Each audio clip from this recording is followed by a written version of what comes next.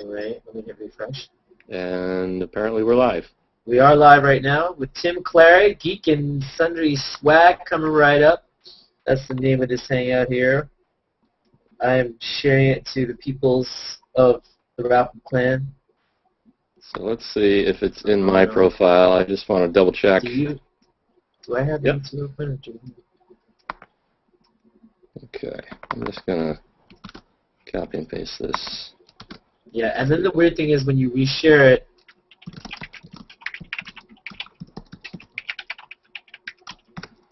yeah, this is all live, and then you can always edit the real quick, edit it out if you wanted to. But then the weird thing is when we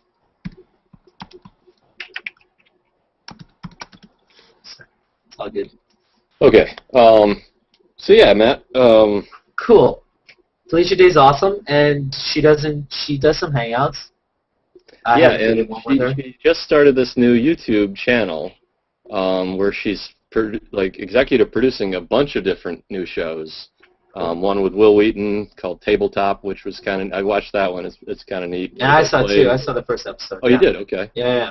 Yeah. So they play basically strategy games, board games, and they film it like it's pretty similar to like Poker After Dark or that sort of thing. Yeah, a little bit. And Will Wheaton's like the expert. Yeah. So I thought that was pretty cool show, and but anyway, before they launched all the shows, Felicia had a hangout on air where she did basically a 12-hour-long hangout where she had a lot of people in interviewing, the different creators of the various shows, cool, and as well as having some of her fans on. And at one point they were doing a drawing contest, so I got. And you do draw. I do draw. Which I made. I actually made. Did you see the picture? I actually made a little meme that you draw before that. You saw that? I am Tim the Butcher, and I draw. Oh yeah, that was funny, man. I did. Yeah. I got into the e-cards. Yeah, so I actually had to create a Twitter account just to get into the hangout because I had to figure out. And you should. You need a Twitter account for an artist. Why not? Dude, I can only handle so many social networks, and Facebook. This thing and Path. Al's got me on Path on the mobile. Yeah, I know. Too. Yeah, I got you on that. And I've got my old Flickr, which is more or less not. There's Instagram and social, Pinterest. Yeah. Yeah. So anyway, and I'm definitely not getting onto Pinterest. You can connect your Twitter account to your Facebook. So when what you can do is with Muhammad's extension, anytime you share a plus, all you have to do is click a button, and you can share to Facebook, and then share to Twitter, and you don't have to ever log in. Know, man. All right. Maybe. Anyway. Cool. During this, I do the Twitter thing to get the, just so that I could get into this hangout, and they invited me in to this drawing contest, and there were 2 or 3 other people, and we get in there, and, talking with Felicia Day, which was pretty cool in itself. I'm a big fan of the Guild, and some of her other projects. Dr. Horrible's sing-along blog was pretty amazing. Really They're going to do a sequel to that. Are they really? Wow, crazy. Anyway, so she asked us all to do a new logo for the Cheesy Beards brand, which is in part of the Guild show is one of the characters works at Cheesy Beards, which is like a fast food restaurant. Nice. Have you seen the Guild? I saw the pilot, but I wasn't. Oh man, you should watch the Guild. The Guild is awesome. Yeah. Anyway, so she gives us like 3 or 4 minutes to work on it, and I draw this silly pirate. Nice. And I tried to write Cheesy Beards on the hat, and I spelled it wrong because I was like rushing to finish because she only gave us a couple of minutes. That's pretty funny. And I misspelled it. I'm like, oh my god, that's embarrassing. So was that noticed that it was misspelled, or? Oh, she pointed it out. I didn't notice it until she called me out on it. I'm like, oh my god, that's bad. Chesty Beards? What's that? Chesty Beards. But I didn't win the contest. This girl drew an amazing like pirate mouse with this big wedge of cheese behind him. It was really cute. So everybody, on the spot. Yeah, but you won the contest because you got to talk to Felicia Day, right? Yeah, and that was the thing. Afterwards, she said that they would get Geek and Sundry to send me a headshot with autographed headshot or something. That's what I thought was going to come, and she sent me this giant package of stuff, and the photo's in my stream, but I'm gonna go through some of the stuff that I got. So we got a big stack of Guild comics here. Nice. This was really cool. The first one here is it's actually the trade paperback. So it's a full graphic novel of her first Guild comic.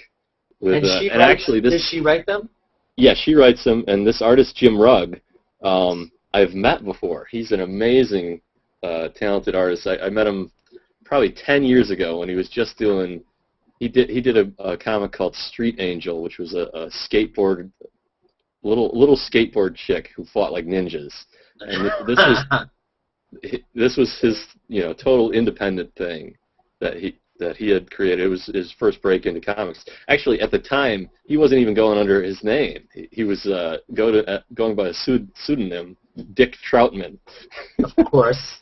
Of course. That's what I would choose. Anyway, so I got that, and I got a bunch of other Guild comics. These are like one-shots of the other different characters. There's Vork. Cool. Nice. How many Guild characters are there?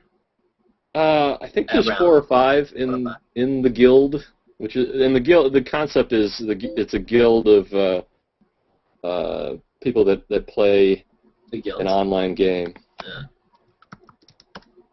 Yeah. So I just had somebody out there making sure this was working, and I got a message that it is. So cool. Yes. Very hey, cool. People out there, people of plus. Nice. So got some Guild stuff. I got.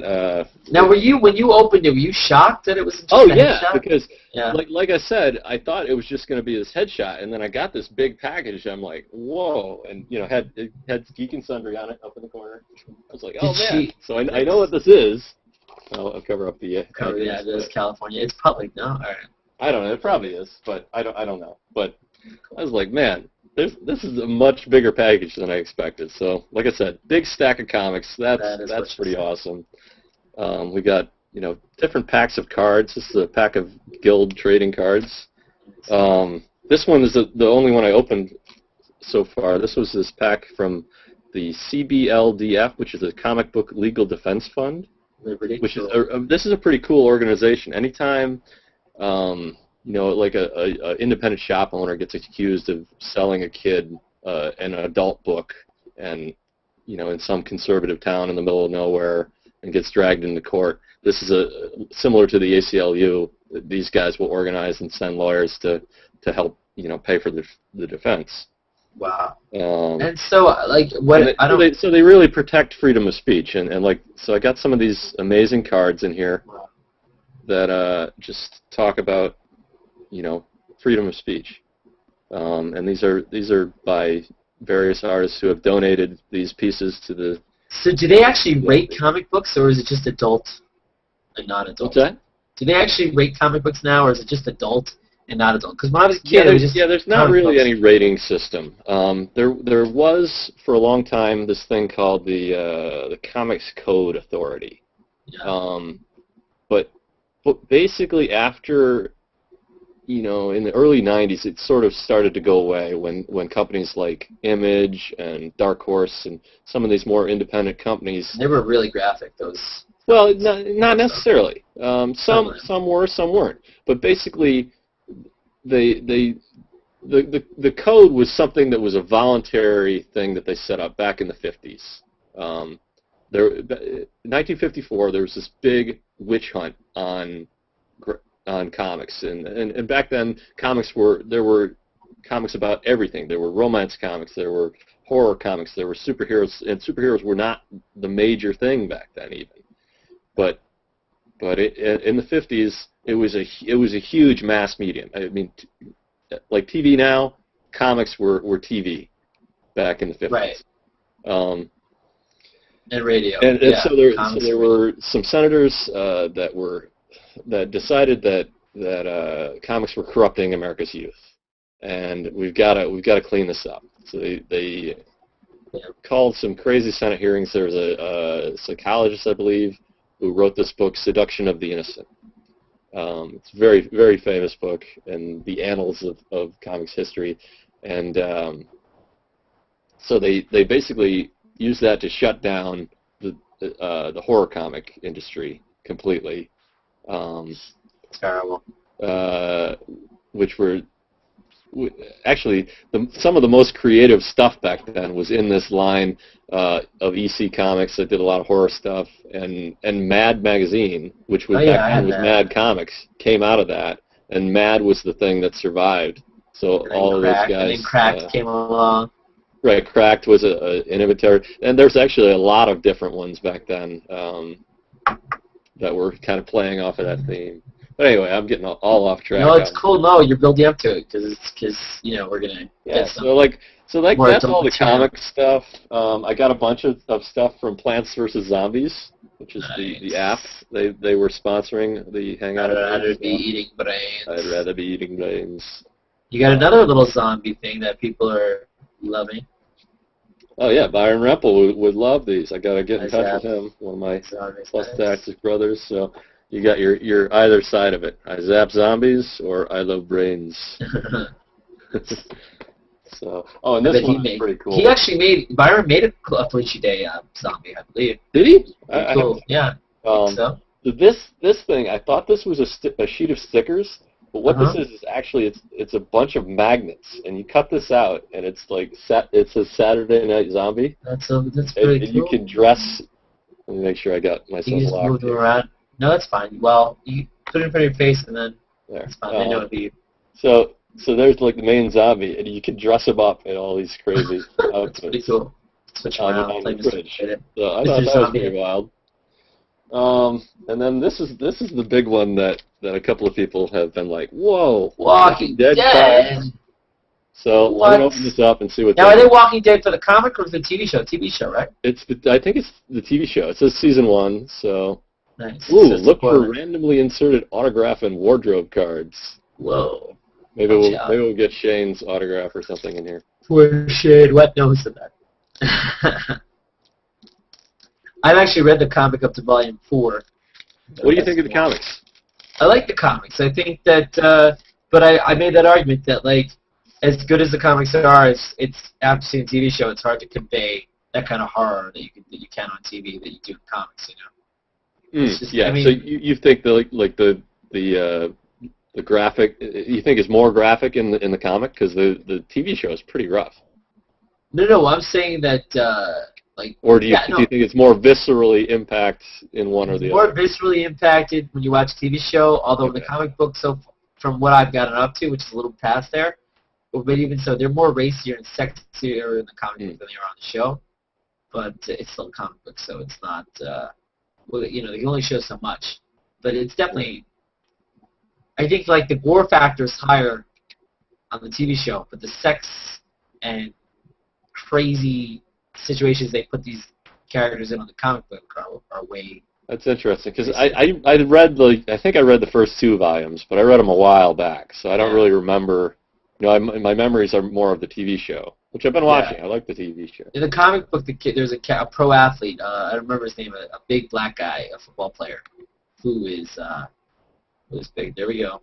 So here's. There's enemies number 1 and 1A, 1B, Carl and. Nothing's killed him yet. Don't leave the house! Wait, there is nothing house. There is no house.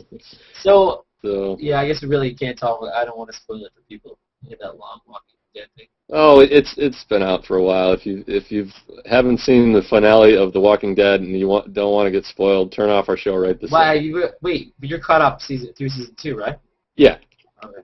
Yeah. No, I'm all set with Don't talk about Game of Thrones yet, though. I don't know anything about season 2 of Game of Thrones yet. Ooh, we got Glenn.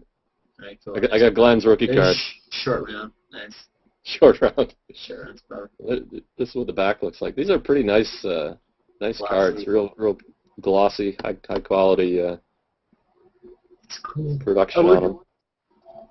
Oh, this was the crazy guy from season 1. The scientist. Scientist. That was actually the dude that played the scientist was in Truman Show. He was his best friend. Yeah, who is this guy? He's in a lot of Ron Howard stuff.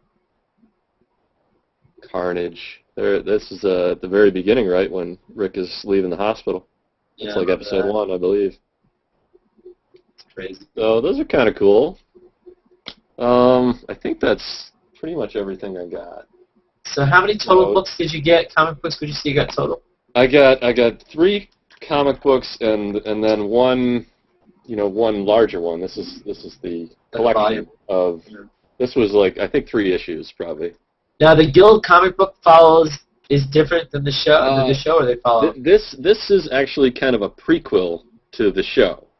Nice. Now I haven't seen. I don't know exactly what these other ones are. I haven't looked at these yet. So, but each of these focuses on a different character. So there's Vork. You got Blades. Nice. So do you? I saw you made a post. Are you gonna make like a personal message to Felicia Day and say thank you? Oh yeah, I'm definitely gonna send her a more personal thank you. I just with the drawing attached. What's that? Yeah. I'm gonna do a drawing definitely. Nice. Actually, I was looking at some source images.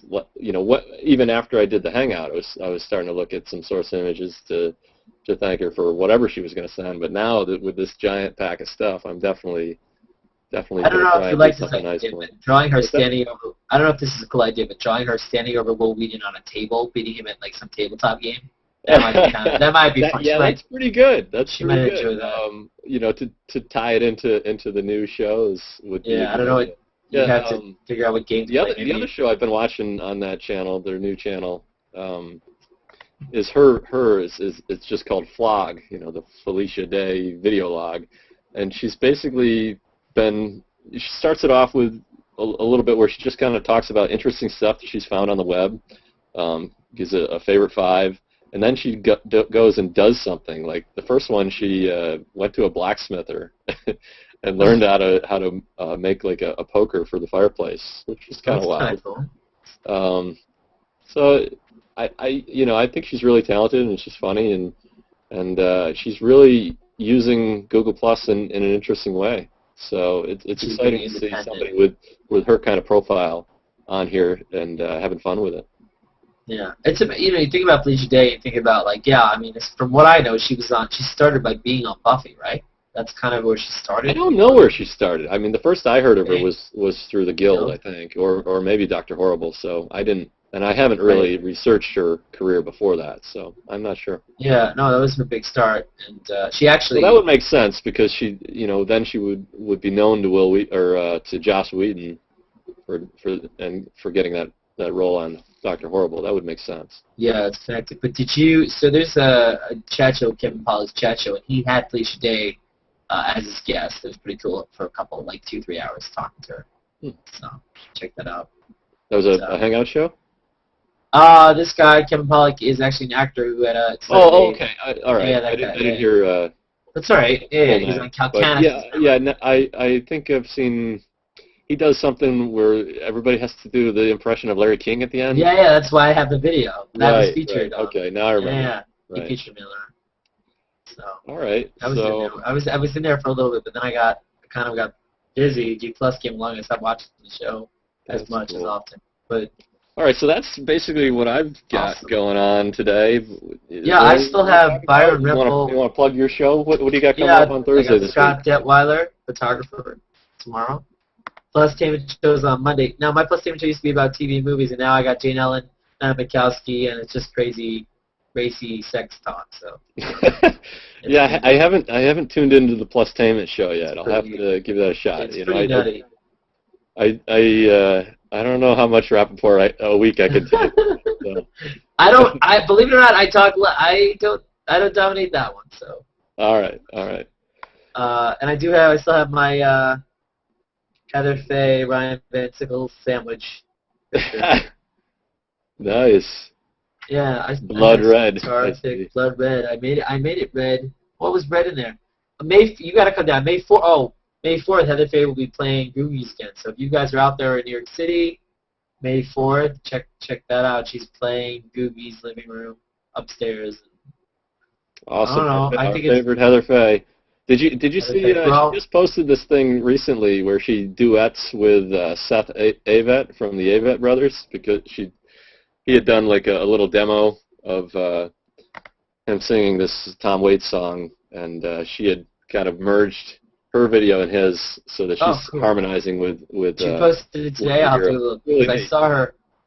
I think she posted a couple of days ago. Okay, because the post she made today about like she went to the gym and she had a T-shirt about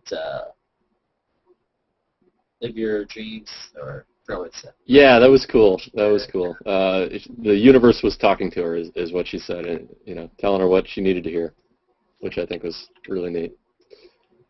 All right, so that's our first test run of my Hangouts on air. Hopefully it went well. Thanks, and it was Matt, short. for coming on and helping me do this. All right, we're going to kill it right now. Talk too Ready? much. All right, later. Bye, everybody. Good night. Bye-bye.